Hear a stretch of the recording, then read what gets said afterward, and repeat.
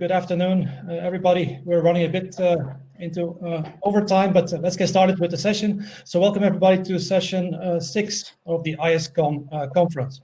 My name is Bart Gaens, and I work as a Senior Research Fellow at the Finnish Institute of International Affairs in Helsinki, Finland. Our session today is about political connectivity. I think there's basically two ways of understanding this concept. The first way is quite simply to define it as political and diplomatic linkages. I think that the work that is ongoing in the Asia-Europe meeting in ASEAN, both at the level of dialogue and at the level of initiatives, are probably a good example of such a form of political connectivity. And I think they are very important in order to enable ongoing work in other fora, also in the sphere of connectivity. But I think there's a second dimension or a second way to understand this concept of political connectivity, and that is in terms of connectivity politics. Now, in the session yesterday, geopolitics was called the elephant in the connectivity room. I think it's fair to say that connectivity today is quite heavily linked with both securitization as well as with geopolitics.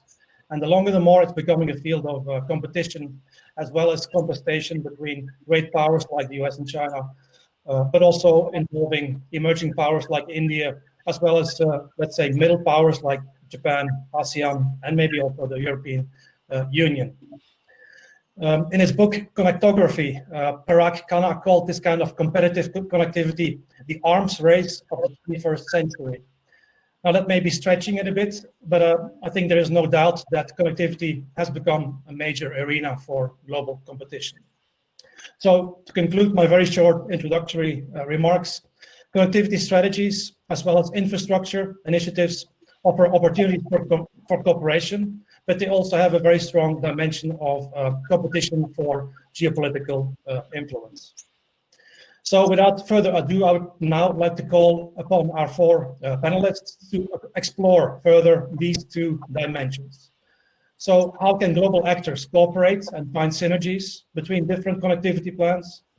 And how does connectivity form a battleground for power competition or for contestation in norms like sustainable development?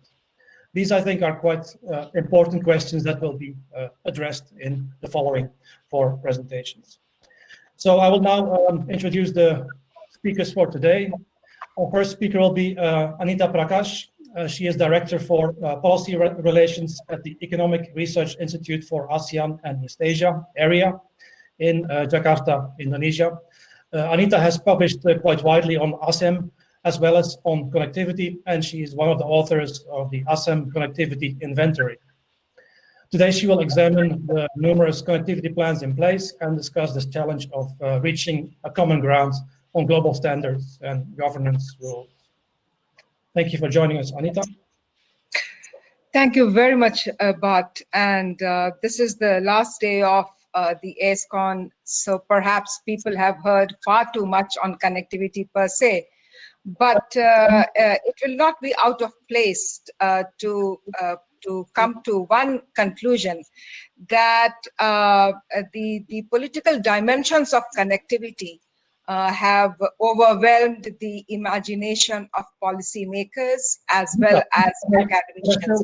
Could I interrupt you for a minute? Yes, please. I will just introduce all the speakers and then you will get the floor. Okay, all right. Thank you very much. Sorry, my fault. Okay. So our second speaker today is Meline Laguerre. Meline obtained her PhD at the Université de Poitiers in France. She's a legal expert and she conducts research in international law and economics, as well as various other fields of international law and sustainable development as well. And today she will be discussing the European Union and ASEAN cooperation on sustainable development, and she will be exploring synergies between the two action plans of both these regional organizations. Thank you for joining us, Meline. Then our third speaker will be Constantine Holzer. He is originally from Austria, I believe, but he is currently a lecturer in Chinese business at the University College Cork in Ireland. His recent research has been focusing on Chinese entrepreneurship and innovation cooperation between China and the EU. And in today's presentation, he will be zooming in on synergies as well as tensions between the EU's connectivity strategy and China's Belt and Road Initiative. Thank you also for joining us, Constantine. And then lastly, we have Pascal App. He is a senior researcher at the Peace Research Institute, Frankfurt. His field of study is Chinese foreign policy, BRI, Chinese conceptions of world orders, and infrastructure and conflicts. And his topic today will be focusing on the latter. He will be looking at the potential impact of infrastructure initiatives on conflict settings and dynamics. Welcome to the session, Pascal. So basically, I would like to propose that each speaker has 10 to 15 minutes for his or her presentation. And after that, we'll open the floor for questions from the audience. I would like to ask each of the panelists to go backstage when you are not presenting. I will do the same, and I will be appearing back on screen after about 13 minutes into each presentation, which will be the sign for you to slowly wrap up your talk in the remaining 2 minutes. So before giving the floor to the first speaker, I would also like to ask the audience to already write questions in the chat function during the presentation. So you don't have to wait until the Q&A session to write your questions in the chat function. Okay, on that note, I will now yield the floor to Anita. Anita. Thank you, Bart. I'm sorry for the false start earlier. So over the last 3 days, including today's, the other sessions that are going on simultaneously, the political dimensions of connectivity have overwhelmed the conversation around connectivity, whether economic, whether physical, whether financial, or related to energy and sustainable development.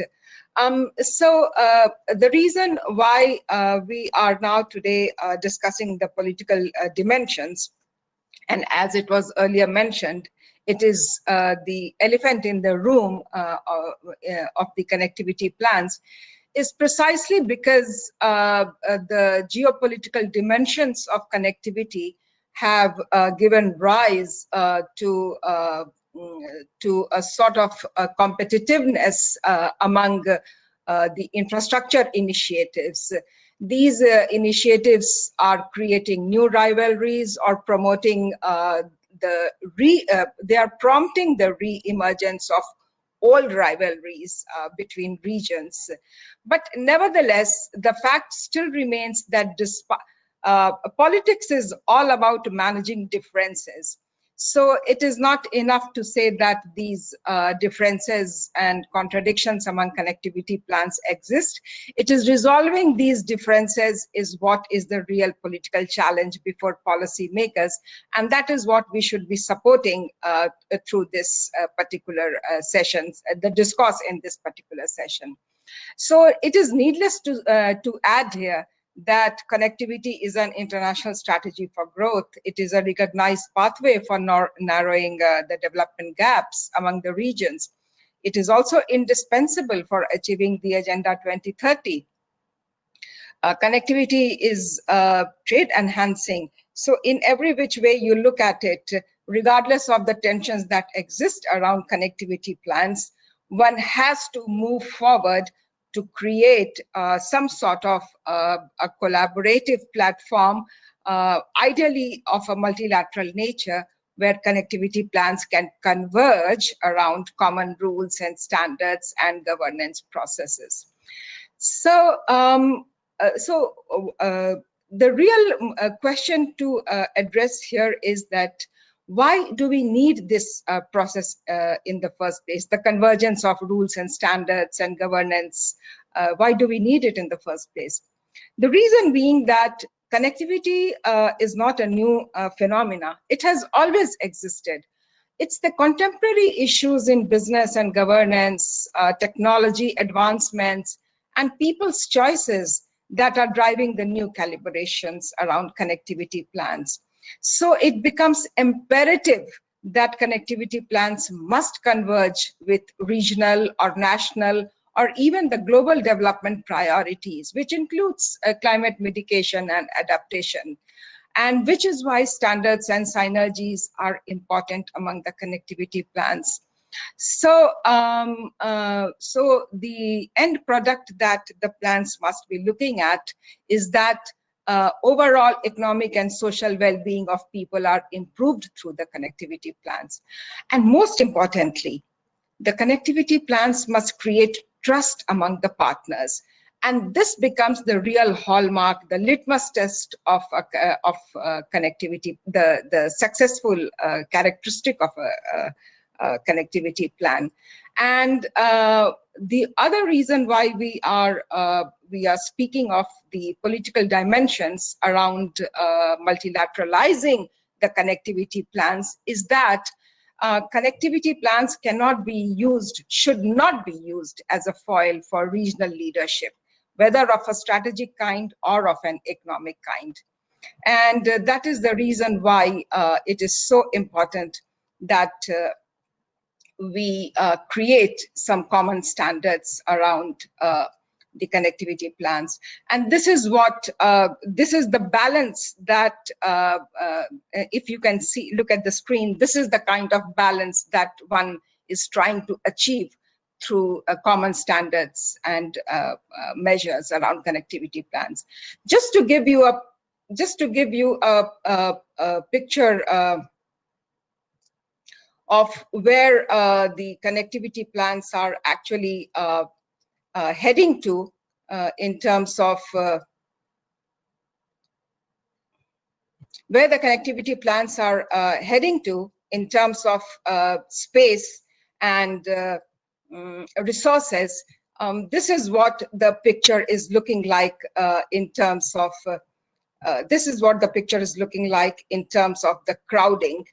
And mind you, this plan, the main picture is only of the connectivity plans among the Indo-Pacific region. So you have the Belt and Road Initiative. By the sheer magnitude of it, it has captured everyone's imagination. The master plan on ASEAN connectivity, considered to be the original narrator of the connectivity initiative, largely driven, largely driving the ASEAN economic community process. Then you have the EU-Asia connectivity created around sustainable, comprehensive and rules-based connectivity plan. Transport corridors, digital links, energy cooperation are the priority here. But this is one plan which looks very hard at commonly agreed rules and standards. Then there is the Asia-Africa Growth Corridor, which has people at its core, private sector and Exim Bank financing. Non-hegemony is its built-in characteristic. ASEAN-India connectivity is in the same group, very important because it is at the core of all the inter-regional connectivities. And then you have several others, CAREC, SASEC, Asian Highway, GTI, the Greater Tumen Initiative, GMSR, Greater Mekong Sub-Region. So given this plethora of connectivity plans, we are forced to come to a policy conclusion that convergence among the connectivity plan has to be a priority among policymakers. It must be understood, first of all, that just because all plans end up with principles of connectivity, that do not necessarily mean that they have similar objectives. All the connectivity plans have inherent differences among them because of their origins, partnerships, resources, funding, political and economic priorities of the promoters, and which is why multilateral cooperation is required to resolve the very difficult triad between attracting investments that promise returns, because cost-benefit ratio is the most important aspect of a connectivity plan, project governance, sustainability. So this is a difficult triad which all infrastructure plans are sort of facing. Debt and equity issues, new technologies, security challenges, those are the other aspects the connectivity plans have to grapple with. So which is one reason why multilateral cooperation for investment facilitation, governance, and standards is important. It will harmonize the regulatory processes and also minimize the risks on returns, which is very important from an investment perspective. Then there are the practical aspects of transregional connectivity, which calls for a unified or a common regime for carriage of goods and people across regions. Some important initiatives are already taking place in AIIB, the Master Plan on ASEAN Connectivity, even AAGC. The G20 is trying its hand in multilateralizing the different connectivity plans because it has several tracks on finance, governance, trade, infrastructure, and multilateralism. And we are proposing a policy dialogue on conjoining the different tracks for infrastructure projects. So I would like to sort of stop here without going into any more details, but I'll be happy to take in more comments and more questions later as the other speakers have spoken, because I'm sure they will be covering the subsectors of my presentation. Thank you very much, Anita. Also to be very concise and on time. And I keep in mind the main takeaway, which is that it's very important to multilateralize connectivity plans and that priority should be given to convergence. Maybe there is time for one quick follow-up question from my side. I would maybe like to bring up another elephant in the room, and that is the US. Because the US has been kind of steering away from this general consensus that multilateralism needs to be emphasized. Mm-hmm. So how do you see that? How do you think that Asia and Europe can form a united front to sustain this consensus that it's important to multilateralize these connectivity plans? Or is the US-China competition an impediment? It's very interesting that you raised this issue of US. Contrary to its stand on multilateralism per se and multilateral initiatives in particular, in terms of connectivity, US is a latecomer, so to speak, in the region, in the Asia-Europe region. However, and it is not a very well-publicized effort also, perhaps because of the current policy sort of, how should I say, the lack of momentum that is there in the US policy circles. But the Development Finance Cooperation and the ITAN, the Technical Assistance Fund of US, is going under the radar and rather unnoticed. It is doing some very good work, at least in the Asian region. And the important thing for US itself to realize and others to catch on is to upscale the efforts under the ITAN, the Technical Assistance Fund, which is very, very important for the smaller income economies, and the very same economies which are largely falling victim to the negative externalities of connectivity plans. Yeah, thank you very much. Okay, I suggest we move on then to the second speaker, Meï-Line. You're there? Hi, yes, yeah, thank you. Thank you very much. It's a great pleasure for me to be here today, even if it's virtually. The circumstances are still quite challenging, but I would like to thank warmly the organizers for making this conference possible. Today I will present the EU and ASEAN cooperation on sustainable development towards an alignment of action plans. And I would like to precise that my presentation is my own view and does not involve the organization I work with. So for all the challenges the EU and ASEAN gather, like migration, terrorism, instability, inequality, and diseases such as the COVID-19, there's one issue that would define the contour of this century, like more dramatically than any other. That is the urgent and ongoing threat of changing climate and the destruction of the environment, such as the decrease of biodiversity and natural resources and desertification, We all agree that climate change and pollution have no borders, so no nations are immune to that. Therefore, the EU and ASEAN have to work together to pursue a sustainable development. But what is sustainable development? I guess everyone knows the official definition of sustainable development in the Agenda 21, so I just want to say that, in my opinion, the economic development and the environment are linked together. So sustainable development is in the intersection of environment, economic and social policies and regulations. And so how can the EU and ASEAN work together in order to overcome these challenges and achieve a sustainable, fair, and prosperous society? So to answer this question, first I will compare the EU and ASEAN action plans and its implementation in order to understand the two organizations for a better cooperation in the field of sustainable development. Second, I will discuss dialogue instruments and cooperation between the EU and ASEAN that have emerged in the pursuit of sustainable development in order to see to what extent these instruments improve the implementation and effectiveness of action plans. So concerning the comparative perspective of action plans, the EU and ASEAN are facing the same environmental issues such as climate change, pollution, and acid rains.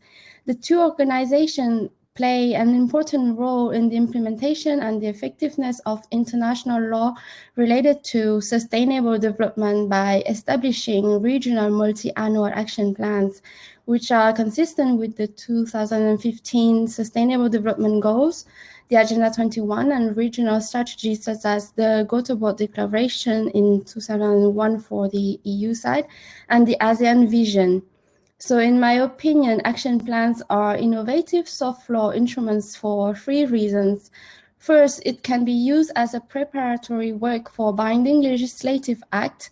As my colleague said during this conference, connectivity also needs a strong rule base. Second, these non-binding instruments encourage the EU and ASEAN to work towards a common goal, such as sustainable development and the protection of the environment. Last but not least, it contributes of the implementation and the effectiveness of environmental, economic, and social policies and regulation. So among various action plans, I decided to focus on the EU Environmental Action Programme and the ASEAN Sub-Regional Environmental Programme 1, 2, and 3, because it gives a certain insight and a critical perspective on its implementation and effectiveness. It usually takes 20 years to see the results of an action plans. So it arises from these action plans that the EU and ASEAN have three common priority objectives that are interconnected, such as the greater effort to protect the environment, supporting the economic growth, and reducing threat hanging over human health and human well-being. And those three general common objectives are a common ground between the EU and ASEAN. But although the position of the EU and ASEAN converge on the three main objectives, their priority areas and method of implementation and enforcement diverge completely. Their priorities are usually adapted to the context of the region and society. For example, ASEAN Sub-Regional Environmental Programme have 6 priorities areas such as environmental education, urban environment, environmental management, marine environment, and the conservation of nature. The action plans also cover 60 regional projects in total. So concerning the EU, the Environmental Action Programme focus essentially on the duo energy climate first, and then nature and biodiversity, environment and health, management of natural resources, waste, green economy, and they have specific objectives. It also includes a list of future legislative measures that can be adopted for a certain period. Well, it is great to have priorities and projects, but there is a significant gap between the ambitions of those action plans and its implementation. Action plans usually lack of effectiveness, and the effective implementation of the action plans relies on the capacity of the region to keep it homogeneous and compliant. In the EU, for example, despite the objectives set by the Environmental Action Programme and a few improvements like Natura 2000 network, biodiversity indicators are still negative and stock of environmental capital keep on decreasing. So this is mainly due to delayed, incomplete, or incorrect transposition of the European legislation. As the EU, the ASEAN sub-regional environmental programs are also relatively effective. Despite the establishment of guidelines and institutions to implement programs, only 37% of the projects were implemented for the two first environmental program, and 60% of the projects are implemented for the third program in the area of air pollution control, environmental education, technology transfer in the area of effluent discharge of oil palm mills and rubber industries. This is mainly due to the lack of coordination, financial resource and techniques, and environmental information gathering. It's also due to the absence of a centralized institution with coercive measures and compliant procedures. So in the light of these differences and lack of effectiveness of the action plans, the strategic dialogue and cooperation instruments are key to hold the EU and ASEAN relation on track, to promote sustainable development north towards a global and integrated action plans, and to enhance the effectiveness of the action plans as well. So the EU and ASEAN consistently attach great importance to economic, commercial, and political and institutional cooperation. But since the Rio Conference on the Environment and Sustainable Development in 1992, both organizations have developed cooperation and strategic dialogue covering environmental protection and sustainable development. They engage in informal and regular dialogue on the issue of integrating gradually environmental consideration into their policies, such as economic development and trade. For example, ASEM, ASEAN-EU Ministerial Meeting, and Regional EU-ASEAN Dialogue Instruments are innovative dialogue instruments which should substantially be used to reinforce and to enhance relationships between the EU and ASEAN through a more comprehensive and balanced agenda on sustainable development, especially in the area of environment, education, justice, and poverty alleviation. Besides, those instruments enable the EU and ASEAN to focus strongly on the implementation of sustainable development projects rather than meeting. For example, ASEM established projects such as Trans-Eurasia Information Network in 2010. The Regional EU-ASEAN Dialogue Instrument funded 11 action plans to support Asian integration, such as Asian Center for Biodiversity in 2010. Funding provided by the EU can also be used to support Sustainable Development Action Plan and ASEAN integration, education, and environmental projects.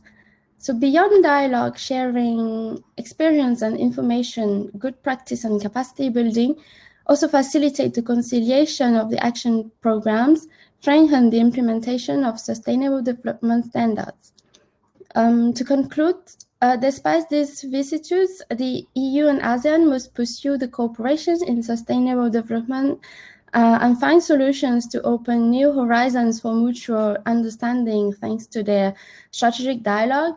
As a matter of fact, when the EU and ASEAN cooperate, they help safeguard natural resources, especially rare earth elements, because without rare earth elements, investment in solar energy won't be possible. There will be digital technology issues, and we won't be able to have any telephones or computer or even organizing another AESCON conference. So developing circular economy in waste management is also a solution for countries that don't have rare earth elements, like the EU. This allows them to be independent from China or Africa, for example. And when the EU and ASEAN cooperate, they also put in place new common sense rules to reduce air pollution, create jobs, build and install all sorts of pollution control technology. So what is good for the environment is also good for the economy. That doesn't mean that there's not going to have some tensions and debate that take place. So the EU and ASEAN have to work together as a global community to tackle the threat before it's irreversible. So thank you for your attention, and I welcome any question on this topic. Thank you, Meï.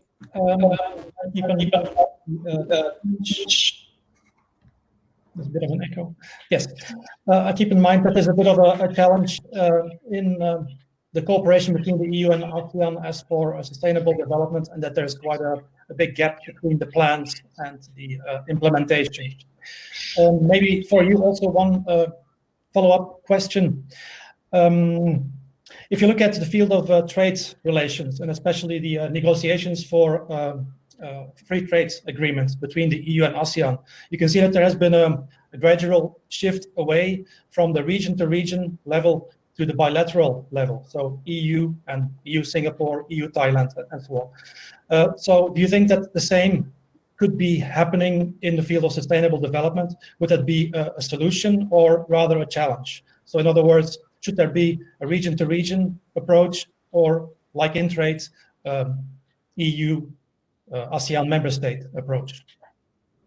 I think we need the both approach. I know that the FTA between the EU and ASEAN is stopped right now because they want to negotiate the FTA, bilateral FTA first. But in the sustainable development area, the sustainable development chapter is the same for the bilateral cooperation and the regional cooperation. It's like the EU have like their third generation of FTA they have the same model of convention. So I think until now there's only the CETA Canada, and the Canada just want to negotiate the sustainable development chapter. But I guess for ASEAN, the ASEAN countries, they don't really negotiate the sustainable development chapter. So I found like it's the same thing. I guess they want to negotiate more on the intellectual property or other area than, and maybe the social chapter would be quite challenging because ASEAN countries with the child worker and etc. is really more challenging to negotiate the social chapter than the sustainable development chapter. But I think it's good to have international level cooperation, regional level cooperation, and local cooperation. And they also have to include all the stakeholders like NGOs, companies, the private sector and the public sector, the specialists to talk to discuss together all the issues. Thank you very much. I hope I answered your questions. That was an excellent answer. Thank you very much. Okay, then we'll give the floor next to Constantine for his presentation. The floor is yours. Hello, everybody. Very happy to be here today to speak about political connectivity. And as we have already heard, it really became the elephant in the room. So I think it's a very important and timely topic to speak about today. Let me just start sharing my presentation with you. Yeah, the BRI and the connectivity strategy. Well, first of all, China and the EU are both key actors in Eurasian connectivity, and therefore the question about cooperation or tension between the connectivity strategy in China's BRI is a very timely one. And as is very clear with both of the connectivity strategy and the BRI, they both have strong demonstration effects for other countries and for the whole of Eurasia and even beyond that. And what is very interesting, while both agree that there is a strong need for connectivity, and while both see connectivity as a roadmap to prosperity, they have very different approaches behind these initiatives. And as the name of our session, Political Connectivity, already suggests, collaboration between the BRI and the connectivity strategy is fraught with economic and geopolitical factors, which have increasingly become more prominent over the last couple of years. Next, please.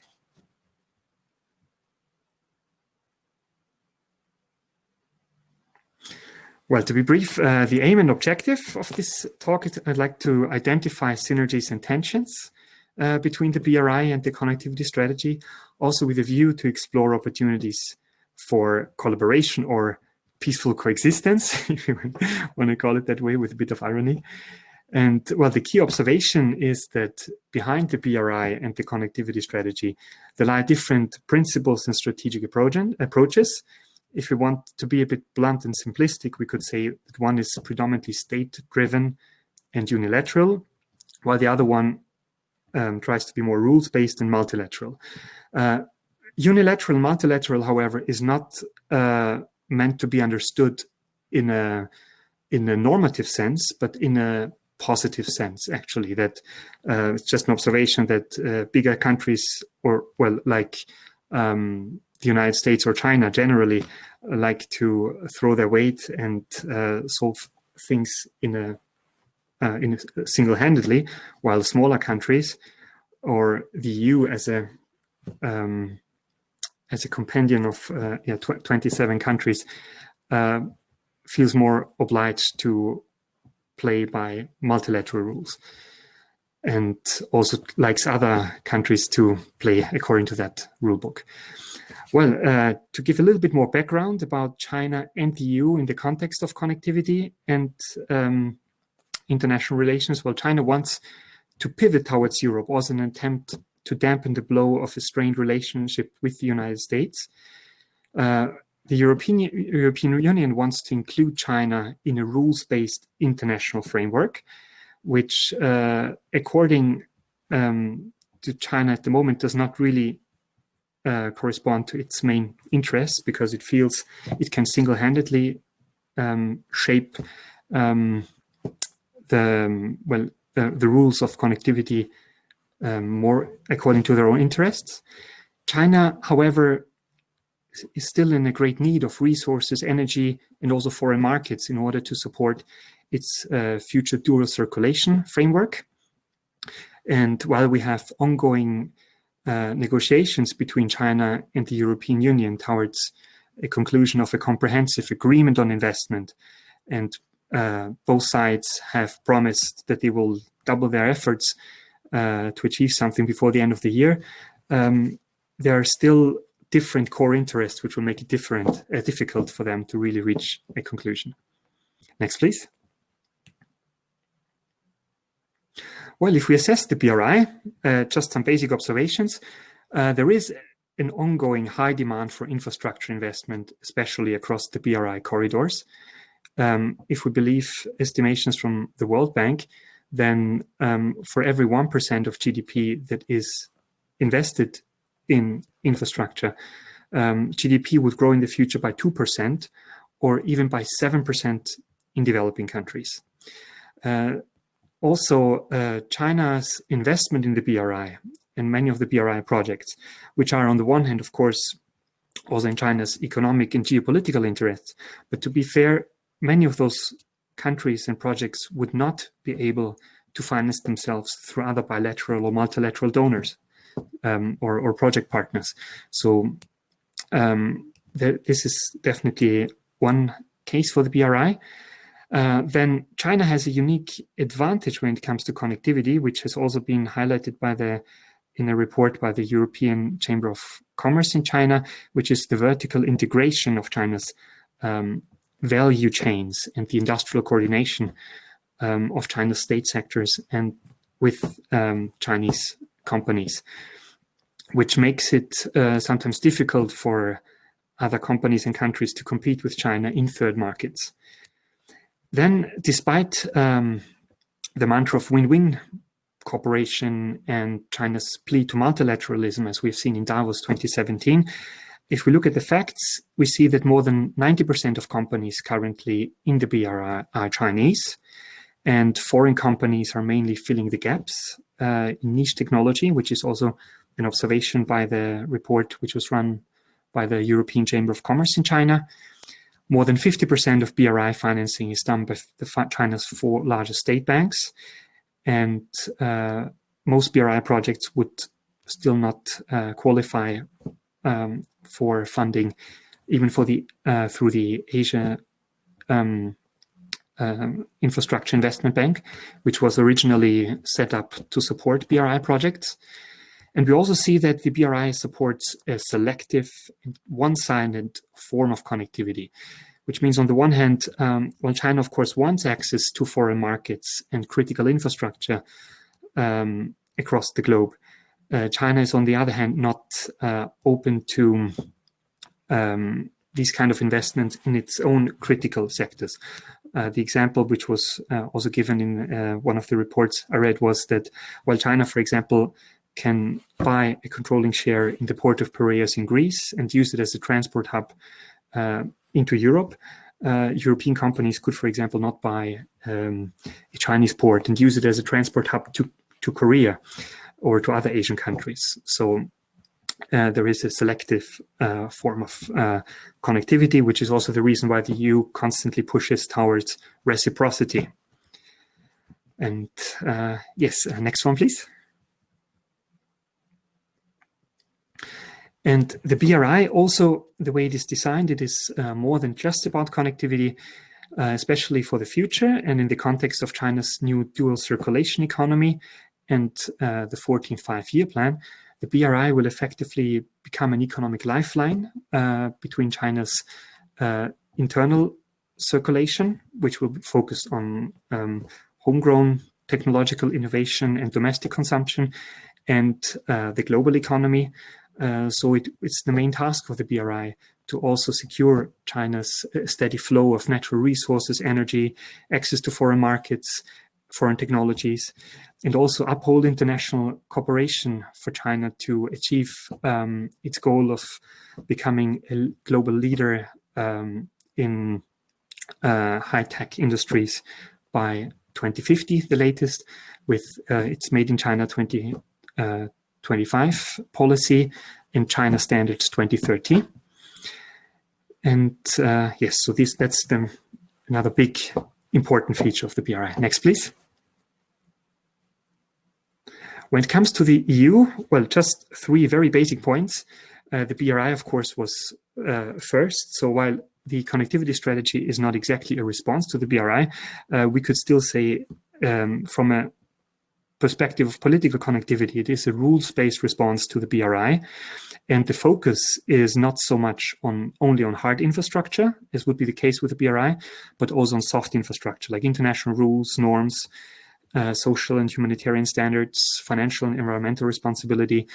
And there's a strong alignment, a focus on an alignment with multilateral platforms and also the connectivity definition of ASEAN, for example.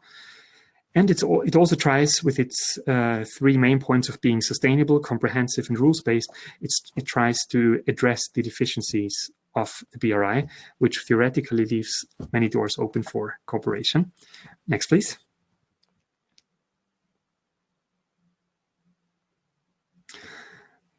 Well, if we further compare the BRI and the EU connectivity strategy, I think some of the most interesting features to name is that, well, both see connectivity as an essential public good for securing economic prosperity in the future.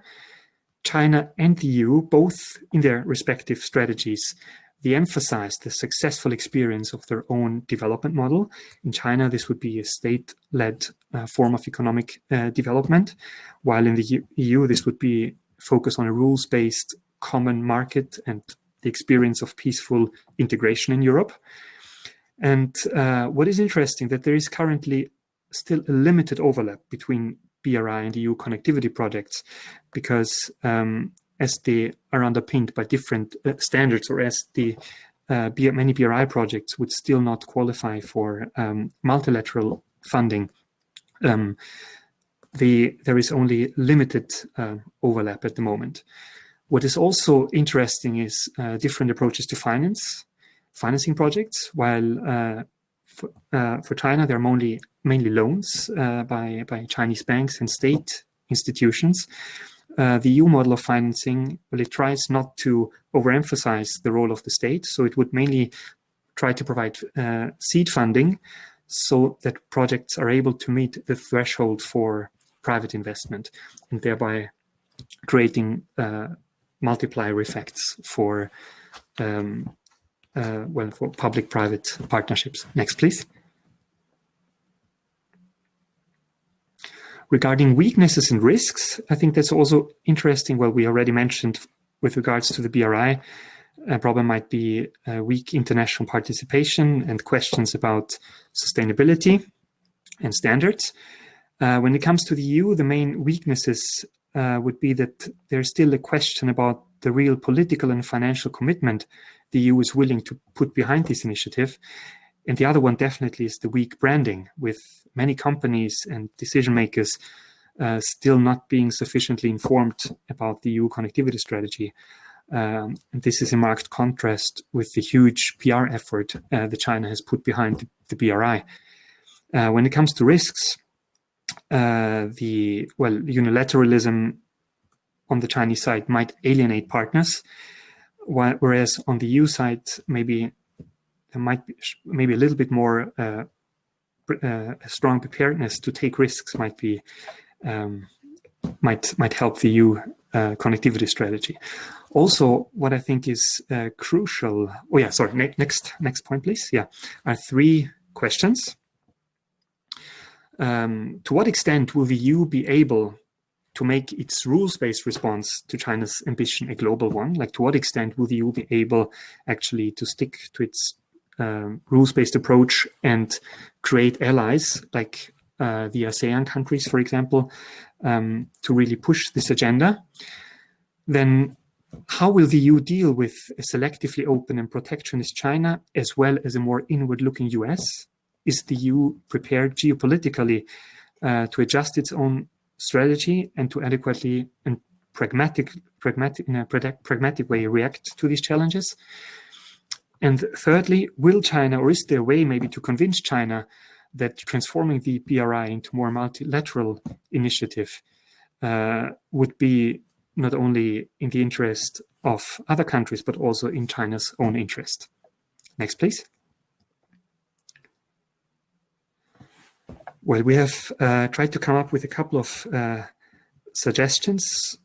Well, to put it simple, the BRI could profit of becoming more like the EU connectivity strategy, in a sense to become more rules-based and focused on sustainability. Some of these issues have already been reflected in the second BRI Forum 2019 in Beijing, but there is still a long way to go if China really wants to open the BRI up to more international participation and equal opportunities. The EU, on the other hand, could also learn from the BRI, as we have mentioned, to become more to up its branding. And there, especially in third markets, I think there would be room for cooperation, like the EU, like by pooling resources, money, and defining common minimum standards that China and the EU and third countries would like to engage. And also, while competition between both initiatives, I think, will definitely improve both initiatives for the better. Especially in third markets, I see there is room for further cooperation between both initiatives if both are willing to adapt. Yeah, next, please. Yeah, just two large slides. Well, to come back to the issue of connectivity, or political connectivity. Connectivity should be seen also as a competitive field. And for larger, more powerful countries, they do generally favor unilateral solutions, and smaller countries are more in favor of multilateralism. So in spite of just growing connectivity, I think it is important to define rules-based minimum standards that could be used as benchmarks for connectivity. Next, please. And it is especially in the EU's interest to find a coalition of other countries that are willing to endorse this multilateral and rules-based vision, also with a sense, and this will be a crucial point, to be able to submit under international law, because that's, I think, the main demarcation criteria between unilateralism also and multilateralism. When is a country or a power willing to give up a part of its sovereignty or of its decision-making power, delegated to a supranational body? And I think this should be the main demarcation criteria for multilateral and rules-based connectivity for the future. And yes, that's basically the main message. There will also be a publication based on our findings, hopefully in the globalization journal that AESCON has negotiated with, and I'm happy to receive your questions. Yeah, next one, please. Thank you very much for your questions. Yeah. Thank you so much, Martin, for your excellent presentation and for pointing out the gap between the EU and China's BRI plans, but also to point out some cautious fields for possible cooperation.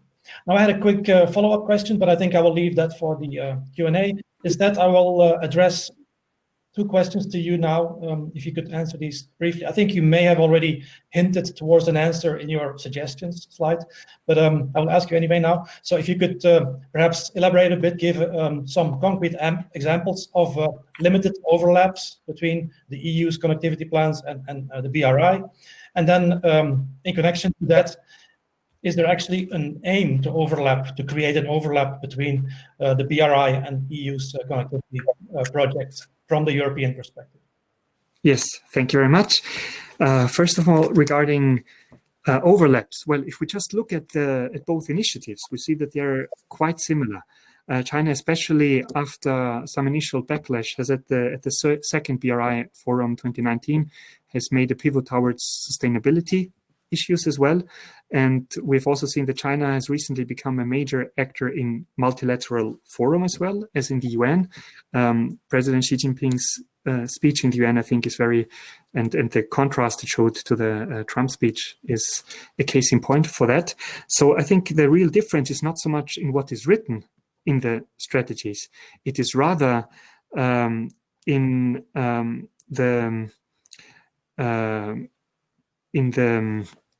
the way both actors, the EU and China, are actually presenting themselves and are actually going about their these initiatives. While the BRI is officially said to be open to foreign participation, if we look at the figures, we see that more than 90% are Chinese companies, and the main beneficiaries are Chinese companies. And it is, of course, also a strategy for China, which should primarily serve its own interest, which is also, from China's perspective, natural. Regarding an aim whether it is actually in the interest of Europe to find overlaps, I think so, because we see that deglobalization and a new era of mercantilism is basically already, we're basically at the doorsteps of a new era of mercantilism. And I think the only way around this is, first of all, find a coalition of countries that are willing to endorse this multilateral rules-based version of connectivity. And secondly, I think only by, on the one hand, we are having strong minimum standards and then using these standards to engage China in third markets and find ways of cooperation is the only way of on the one hand, transforming the BRI and also continue to keep the dialogue open in a way to stave off the danger of more mercantilism and protectionism in the future. Thank you very much for your answer. I think there are also in your answer quite a lot of overlaps with the previous two presentations. Thank you so much. I think it's now high time to move on to the last speaker for today, moving more towards the field of contentation, let's say. So I will happily give the floor now to Pascal. Yes, very, very happy to be on this panel. And I'm happy that I'm not the only one who's actually presenting on the BRI, since we originally had a separate panel planned for this one, which then unfortunately could not be done because a colleague of mine from Shanghai had to pull out. So what I'm going to be talking about today also touches upon the BRI, but that's mainly going to be a topic for the second half of my presentation. And I'm going to be spending the first half talking a bit more general about the linkages between infrastructure construction and conflicts, specifically interstate conflicts. So if we could skip to the next slide, please. Thank you very much.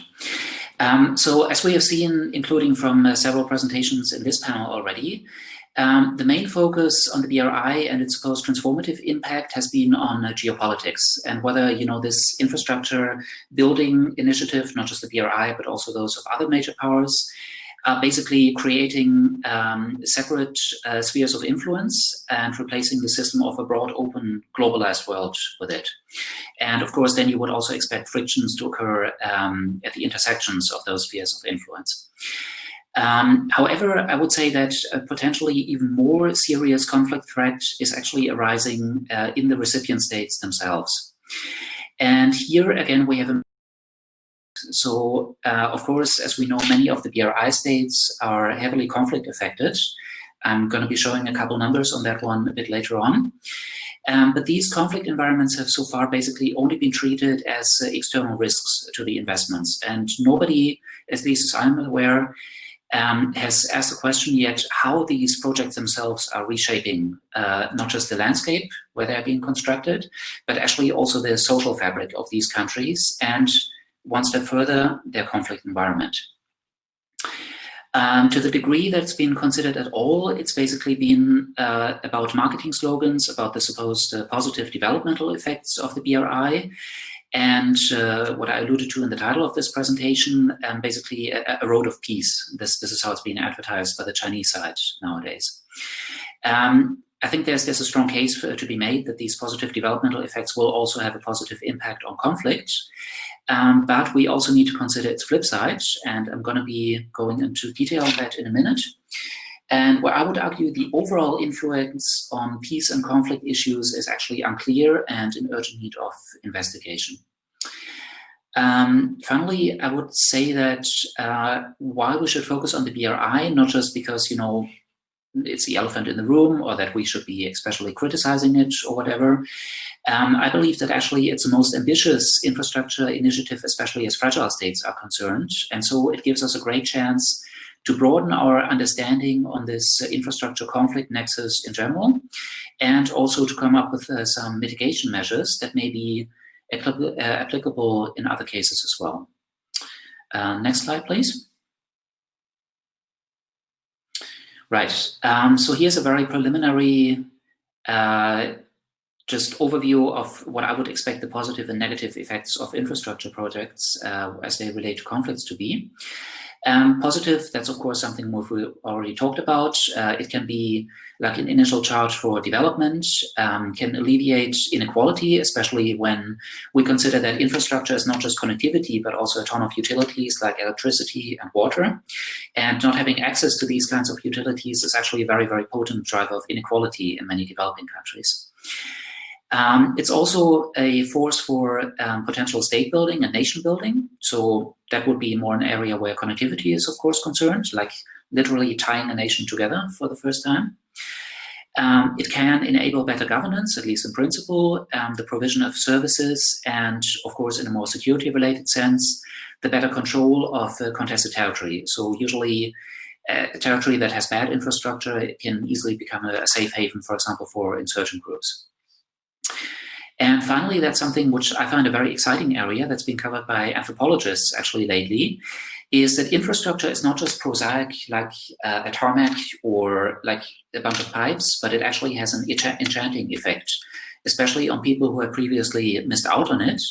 And it can symbolize modernity and create positive expectations of the future, which can then also act, of course, to diffuse conflicts. Then the flip side, which I already mentioned, unfortunately, we also have to talk about that. So some of that, which we've already covered in this conference, of course, infrastructure projects can always be a vehicle for corruption, especially when provision is handled intransparently, misappropriation and waste of public funds. Even when it's done above the board, I would still say that differential provision is a major issue. So the question, especially when you have a country that is very poor in terms of infrastructure, of who gets the first new items that are being constructed. If that happens in one area of the country but not in the other, then this is also going to create friction between them. There's, of course, the issue of sustainability, environmental degradation. For example, you have projects, especially in the energy sector, where the benefits accrue, for example, in urban areas, but the negative environmental impact occurs maybe in rural areas, while they don't benefit from the electricity that is generated through coal, for example. Displacement has also been a major issue, especially when it comes to hydropower plants. So that's maybe more of an issue with energy in general. There's also been, and this is something which may be BRI specific already, facilitation of repressive methods and militarization of projects. That's something which we've seen, especially in Pakistan, where the military is now the #1 domestic stakeholder for the China-Pakistan Economic Corridor and has the biggest voice in shaping its implementation. And finally, that's maybe a very hot topic these days, a transnational conflict. So that has already been covered in terms of hydro conflicts over the damming of international rivers, for example. But if you look at the recent India-China conflict, you will find interestingly that this was also triggered by infrastructure construction activities on both sides that were seen as a territorial grab by the other side, and so triggered this kind of violent conflict that we saw in recent weeks. Next slide, please. Yeah, this may be a bit difficult to make out, but this is basically why we should be looking especially at the BRI in this context. So what this graph basically shows is the amount of Chinese infrastructure investments on a country by the state's fragility. And as you can see, the overall estimated relationship is positive. So this is, to me, somewhat counterintuitive, because you would expect investments to go to safe and stable countries, and not, as you can see, especially with the outliers here, Pakistan and Nigeria, those are on the upper right corner of the chart, two extremely unstable countries that have, however, attracted the lion's share of BRI investments in South Asia and in Africa, respectively. So what I would state from that is that BRI investments overall have a very, very high tolerance for conflict risks. So they tend to accrue in states that have been underserved by other infrastructure projects. But this is, of course, due to the fact that previous existing initiatives considered them to be basically untenable. And so Chinese capital in these countries is heavily exposed to internal conflict risks. Next slide, please. Right. That's the observation which I basically just made as the first point. And when we ask the question of why this is the case, this is, I would say, inherent in the overall strategy of the BRI, and so unlikely to change in the future. So first of all, the BRI was always designed to strategically fill a niche left by mainly Western initiatives and serving previously underdeveloped areas. Number two, it's heavily focused, as Constantine already mentioned, on obtaining resources and shipping them to China to fuel Chinese industry. And as we also know, these resources are also often concentrated in conflict states or may even be driving conflicts in these states. Finally, there's the issue of overriding strategic concerns, where even if a project may be unattractive from a risk point of view, a Chinese geopolitical interest in the country may still lead to that project being funded. And here, Pakistan is, of course, again, the case in point. So what this all means in relation to the BRI, conflict risk mitigation is likely to become an extremely important issue. And the question is how we're going to be achieving this. As I mentioned, with the case of Pakistan, there have already been steps being made towards a militarized protection regime, where basically resistance is being actively suppressed. And the question is, of course, if this is the best strategy, how to handle these internal conflicts that arise from infrastructure in the future, or whether it would make more sense to go the other way, to create greater spaces and opportunities for local input, and to also hear the voices of local populations, which has very often not been the case with BRI, unfortunately. There's also a whole host of related issues, more as they concern the role that China is going to play in the world in the future. So the non-interference principle, where China at least is arguing that it does not want to interfere in the internal politics of other states, I think that's going to become increasingly untenable the more Chinese money is actually at risk in highly conflict-prone environments. I'm also not of the opinion that the BRI is going to be serving to transmit or transplant a Chinese governance model to other recipient states, but what we may be seeing is maybe on a bit lower level a diffusion of Chinese conflict management approaches. And these conflict management approaches also tend to rely on repressive methods, unfortunately. Obvious examples I'm not going to go into here, but we can explore that in the questions. And lastly, there's of course always the competition between different initiatives, which may also take the form of competing over political influence in these countries to push them into the direction of embracing one initiative or the other. So basically, since I'm not a policymaker, but I'm a researcher, I can't make too many practical suggestions at this stage, although this is also an area which we're very interested in. But maybe I would like to outline the future research agenda, which I think we should embrace. The first thing is untangling this transformity of infrastructure as far as it relates to conflict. So as I mentioned, we have these kinds of assumed positive and negative effects, and they will of course be cross-cutting. So untangling that is going to be a very, very demanding empirical task that I hope can be addressed through field research again, at least once we can do international travel again. The second point which I'd like to make is that we need to put a focus on better understanding local agency. So when it comes to BRI, we've often talked about these geopolitical issues. We've talked about so-called debt trap diplomacy, even though I think among the many charges which you can level against the BRI, this is a very unfair one, actually. And precisely for the reason that it tends to ignore local agency. So the agency of local political actors in BRI recipient states to actively pull in Chinese investments, and to, of course, try to serve their own political interests with these resources. And lastly, this is an area which I'm exploring right now with the NGO Safer World, and that's maybe something which we can outline for the future. I would hope that eventually we can work more intensively with Chinese enterprises in these countries to build their conflict sensitivity and to make practical suggestions on how they can shape their work in these countries to have a better long-term impact on the conflict environment there. So unless I've forgotten a slide, I think this was the last one.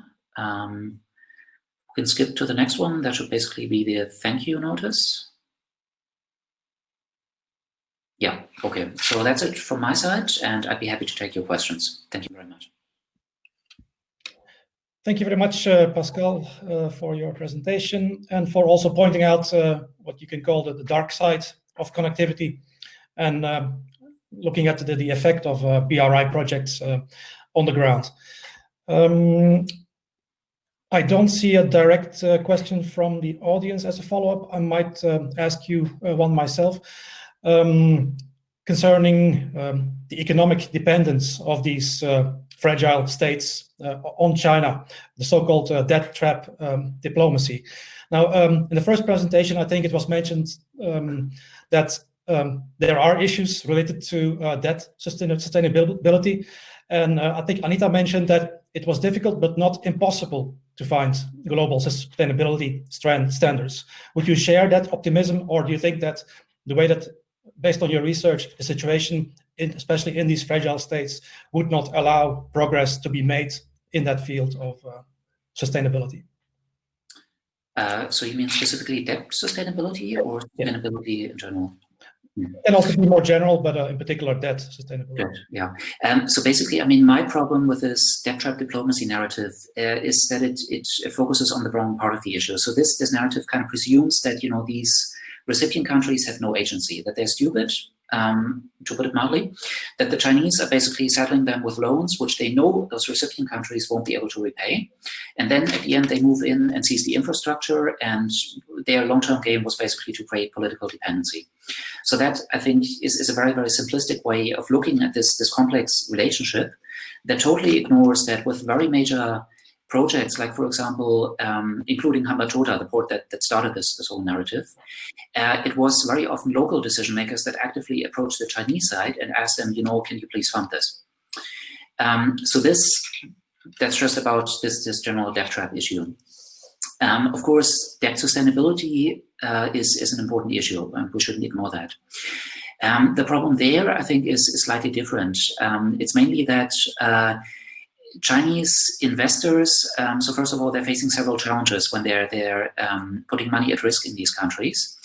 And one is that they often have incomplete information about those countries, or they get very, very one-sided information that's being transmitted by self-interested parties that want them to put money in those countries.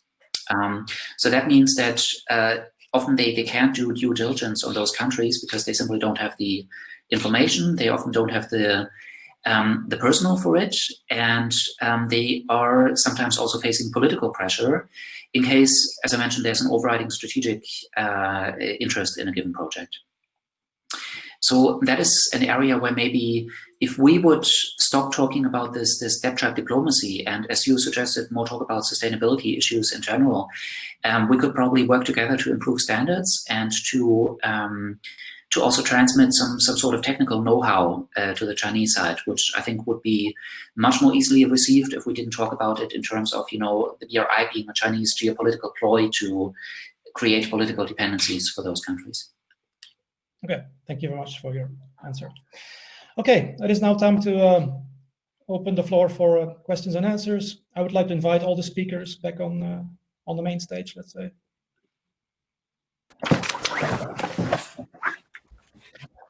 Okay, I think we already have quite a few questions, and we have about 10 to maximum 50 minutes left. I hope we may be going 5 minutes into overtime. Let's start with Anita. Anita, are you there?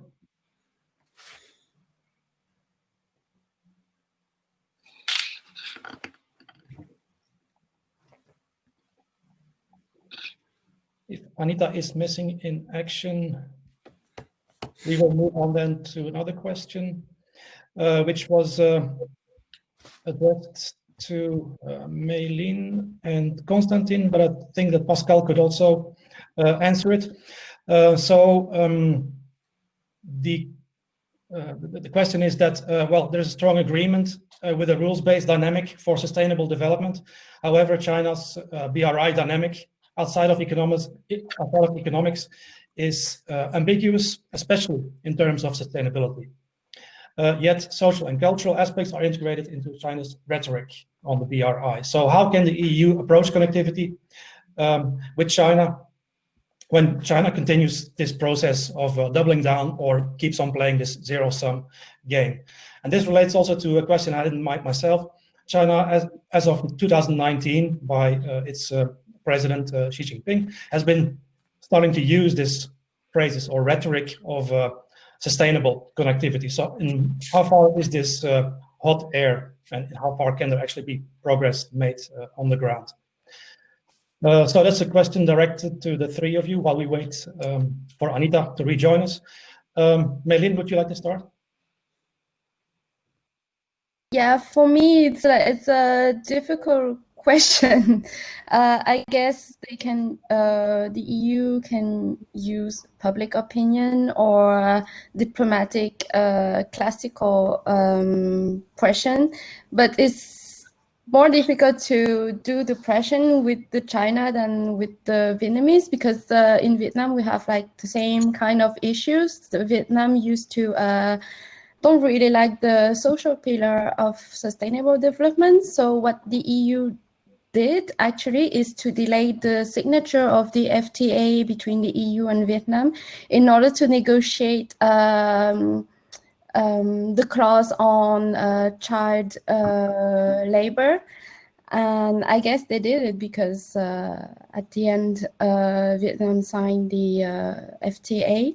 But concerning China, which is a bigger country and a very strong country, I guess they will try with public opinion or diplomatic negotiation and discussion. That's it. Thank you. Constantine, what is your take? Yes, so basically 3 points. I think it's very important for the EU, but also for ASEAN and for smaller states, or for states in general who want to share a more rules-based multilateral form of connectivity, to create alliances and to organize bilaterally and multilaterally. Then second, together with creating allies in such a coalition, it's very important to have clearly defined minimum standards against which to benchmark BRI projects, and against which also to confront, let's say, unilateral players, not only China. It can also refer to the United States or to other countries. And thirdly, very importantly, now with this weakening of the multilateral institutions, I think this might be difficult, but again, trying to create more respect for international law. So I think it's very important then for smaller states that on the one hand, they also observe international law and try to actively lobby for bigger states, such as China, that they also are at one point considering to submit under a higher authority when it comes to conflict resolution or when it comes to international norms. And I think this is the most difficult point, because neither the US nor China are very keen on following international law, I think. Yeah, so these 3 points, basically. Thank you. Pascal? I think Constantine already gave a very, very comprehensive answer on this.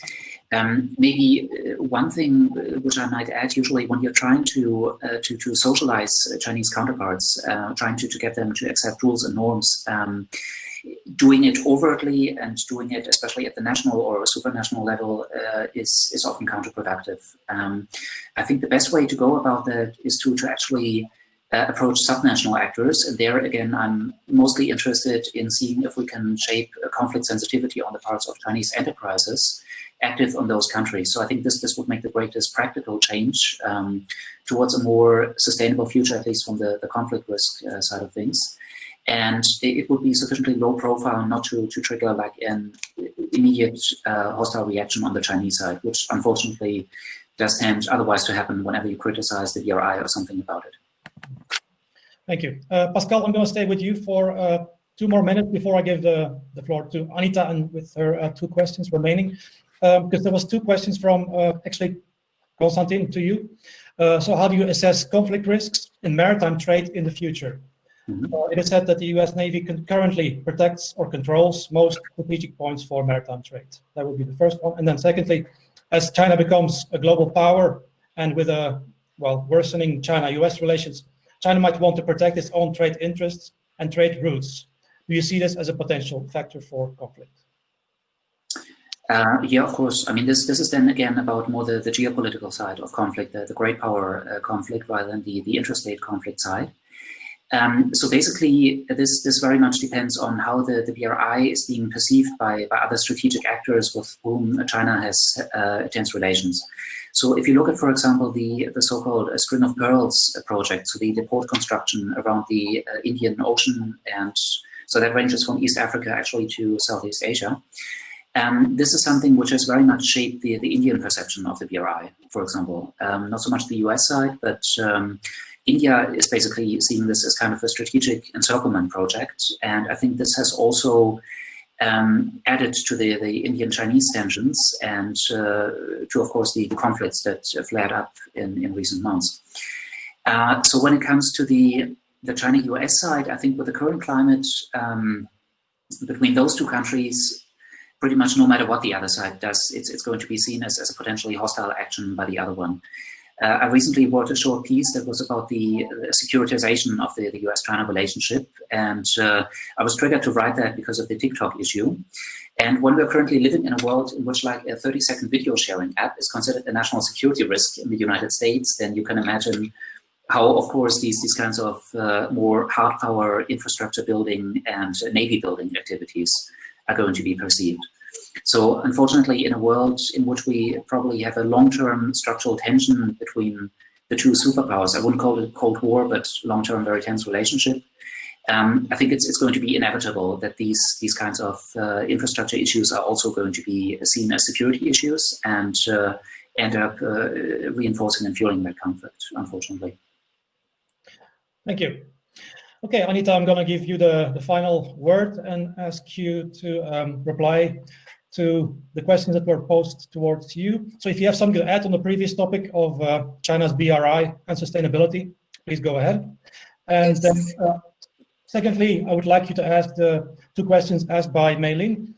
Firstly, what do you mean by common connectivity standards in practice? Can you give an example of that?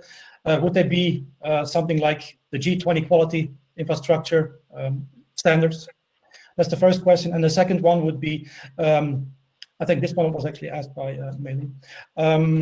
Are the ASEAN governments ready to adopt binding laws, so to step away from this soft law, non-binding approach in order to align with EU standards? That's the second question. So, yes, thank you, Bart.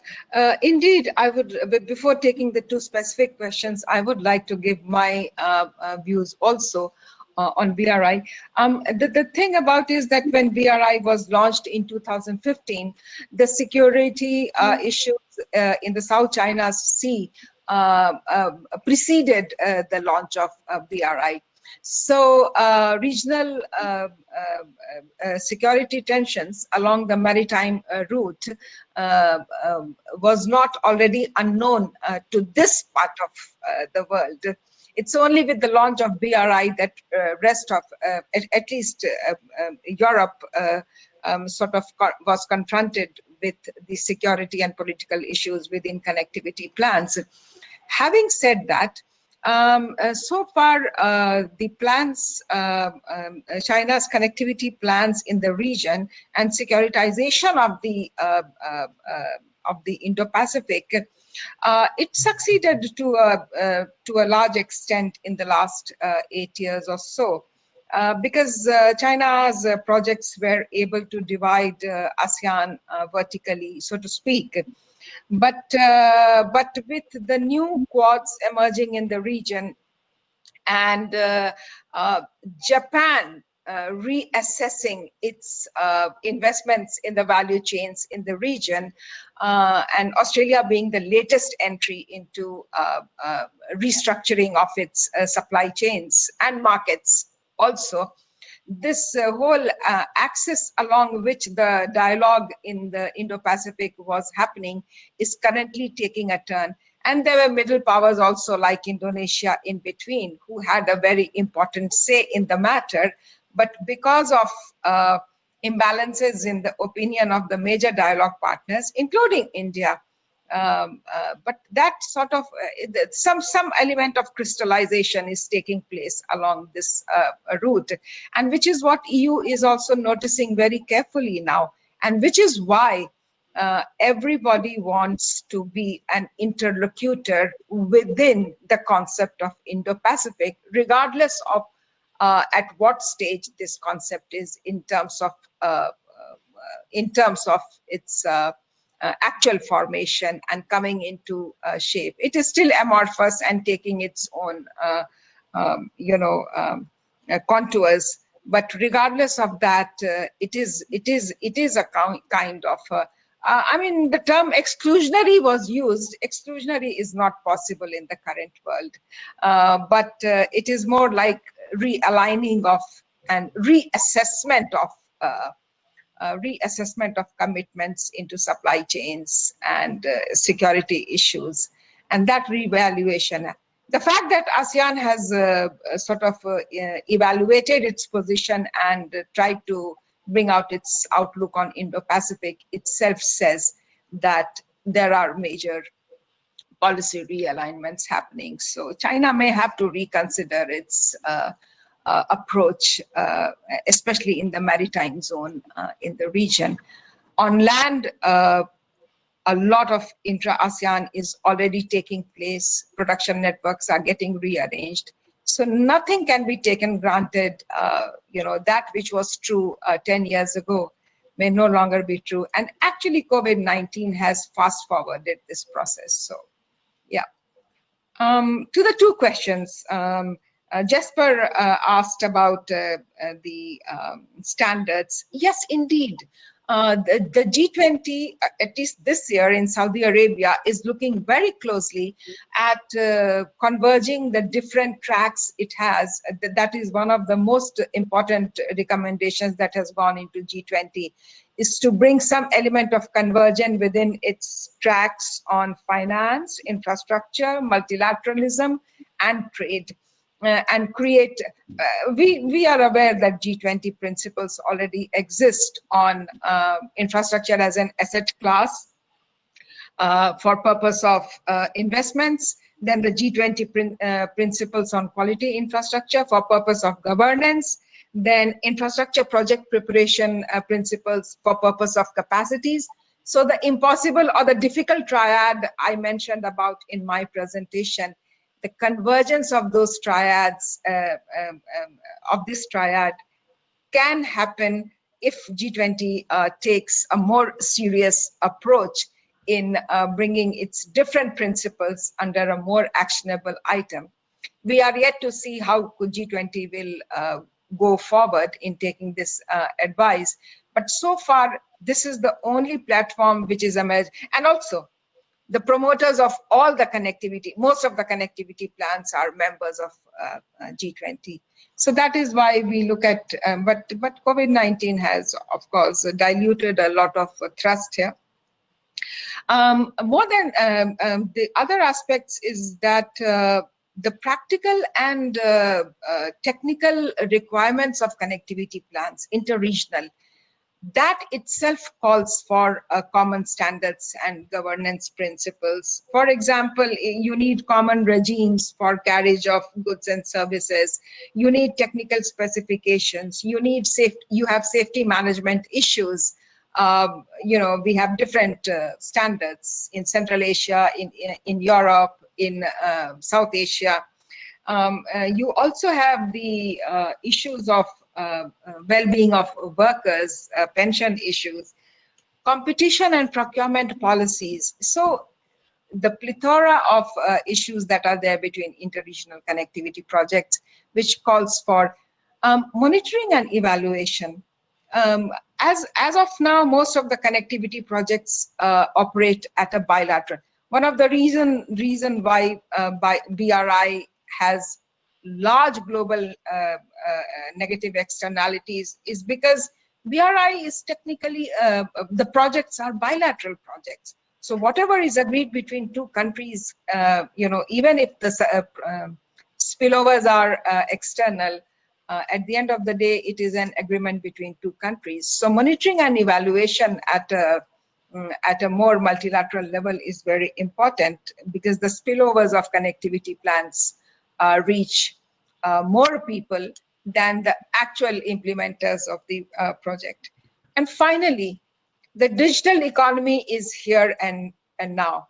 And if Europe and Asia are to be important players in digital economy and want to be digitally connected, digital connectivity was spoken earlier yesterday, I think.